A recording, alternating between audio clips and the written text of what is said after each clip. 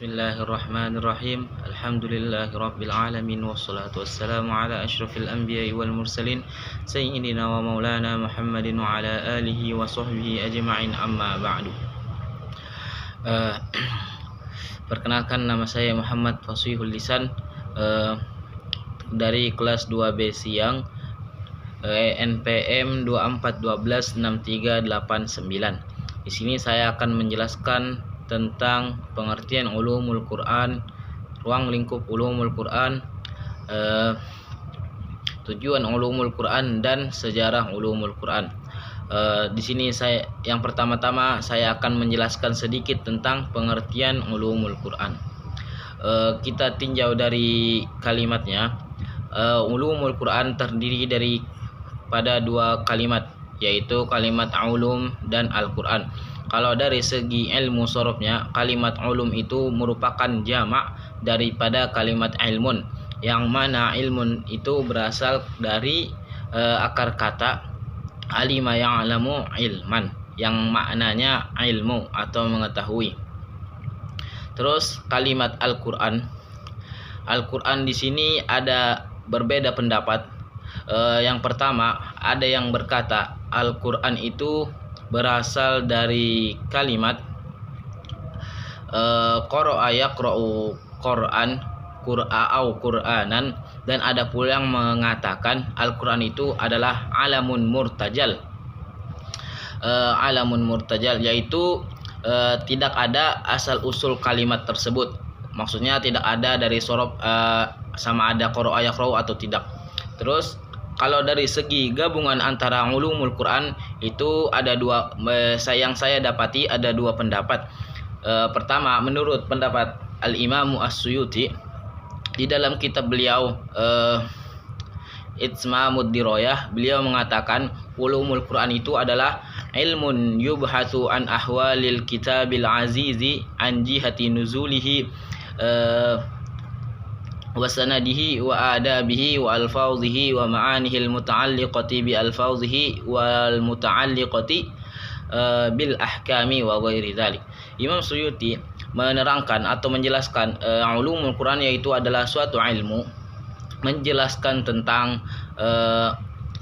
turunnya Al-Quran dan sanad-sanad pengambilannya Al-Quran dan membacanya Al-Quran, tentang pembacaan Al-Quran dan tentang lafaz-lafaznya Al-Quran dan tentang makna-makna yang berhubungan dengan lafaz-lafaz Al-Quran dan tentang makna-makna yang berhubungan dengan hukum-hukum dan selain demikian itu. Dan pendapat yang kedua itu menurut Al-Imam Al-Zarqani, yaitu ulumul Quran adalah yaitu mabahithu tata'allaqu bil Qur'anil Karimi min nahiyati nuzulihi wa tartibihi wa jam'ihi wa kitabatihi wa qiraatihi wa tafsirihi wa ijazihi wa nasikhihi wa mansukhihi wa makiyihi wa madaniyihi wa daf'i syubhi anhu wa nahwi dzalik. Menurut Imam Al-Zarqani, ulumul Quran yaitu suatu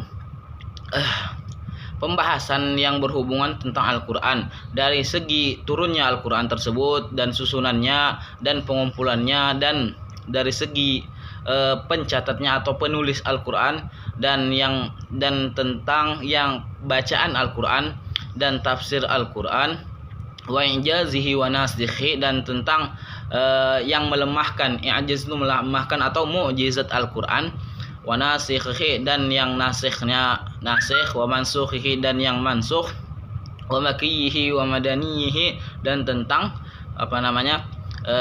ayat yang mana turunnya sebelum hijrah atau sesudah hijrah, wa daf'i syubhi anhu wa nahwi dzalik, dan tentang menghilangkan keraguan daripada tentang Al-Quran dan seumpama yang demikian itu.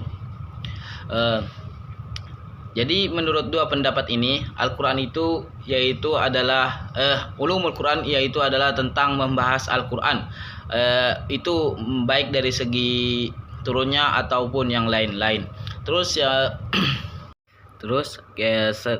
saya akan menjelaskan sedikit tentang ruang lingkup ulumul Quran.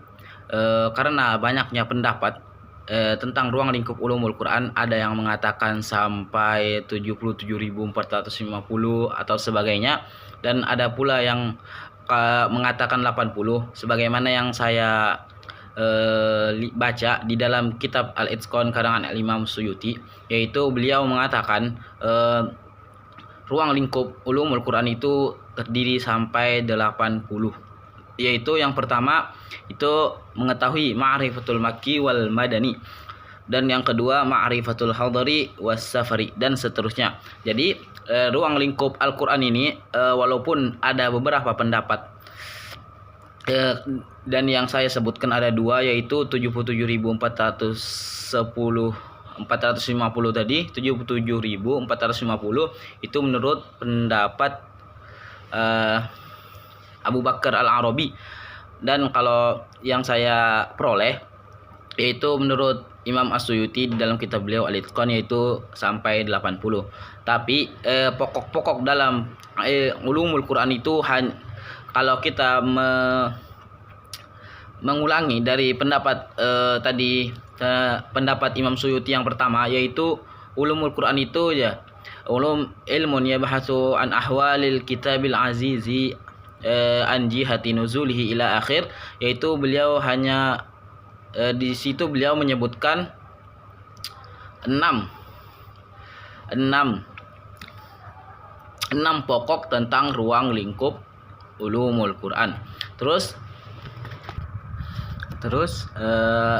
saya akan sedikit menjelaskan tentang tujuan mempelajari ulumul Quran. Tujuan utama dari mempelajari ulumul Quran adalah untuk memahami kalam Allah dalam berbagai aspek pembahasannya, baik dari aspek turunnya, pengumpulan dan penulisannya, bacaan dan penafsirannya, serta aspek yang dikandung oleh Al-Quran, sebagaimana yang disebutkan di dalam kitab At-Tibyan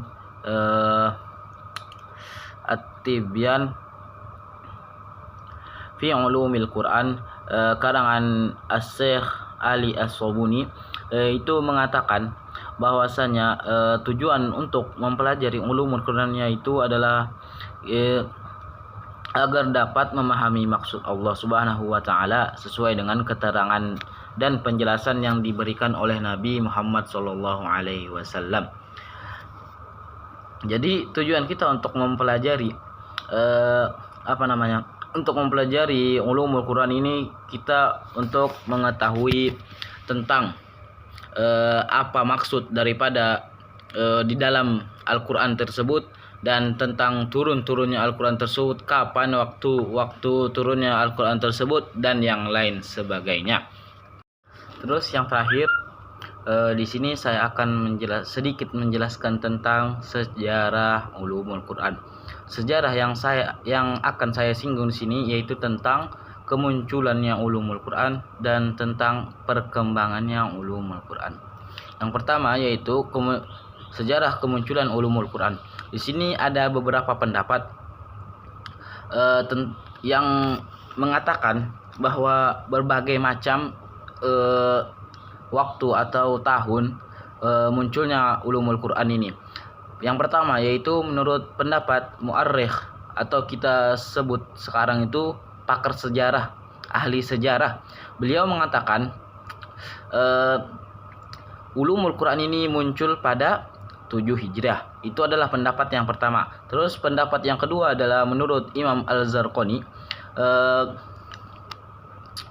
ulumul Quran ini muncul ketika bersamaan dengan munculnya kitab Al-Burhan fil Ulum, Al-Burhan fi Ulumil Quran, yang mana ditulis oleh Ali Ibrahim Ibnu Sa'id, yaitu pada abad ke-5. Terus menurut pendapat Subhi Saleh, beliau tidak setuju dengan dua pendapat yang terdahulu. Menurut beliau, yaitu orang yang pertama kali menggunakan istilah ulumul Quran adalah Ibnu Murzaban pada tahun 309 Hijriah. Pendapat beliau ini berdasarkan penemuan beberapa kitab yang membicarakan tentang kajian-kajian Al-Quran dengan menggunakan istilah ulumul Quran.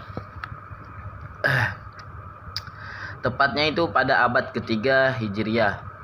Terus pendapat yang terakhir yaitu Tabi'in mengatakan bahwa munculnya istilah ulumul Quran itu adalah sejak awal Al-Quran diturunkan oleh Allah Subhanahu wa taala, yaitu pada masa Rasulullah sallallahu alaihi wasallam. Mengapa para tabi'in ini mengatakan ulumul Quran ini muncul dari sejak masa Rasulullah? Itu karena para sahabat dan tabi'in itu mengenal ulumul Quran ini pada abad pertama Hijriah, sekalipun ilmu tersebut belum tersusun secara sistematis. Alasan lain adalah adanya larangan untuk membukukan selain Al-Quran dengan segala cabangnya. Terus yang kedua, saya akan menjelaskan sedikit tentang perkembangan ulumul Quran. Objek pembahasan ulumul Quran itu dibagi menjadi 3 bahagian besar. Yang pertama, sejarah perkembangan ulumul Quran, meliputi sejarah rintisan ulumul Quran di masa Rasulullah SAW, sahabat, tabi'in, dan perkembangan selanjutnya dengan nama-nama ulama dan karangannya di bidang ulumul Quran di setiap zaman dan tempat keduanya. Terus yang pertama yaitu sejarah ulumul Quran pada masa Rasulullah SAW, yaitu generasi pertama.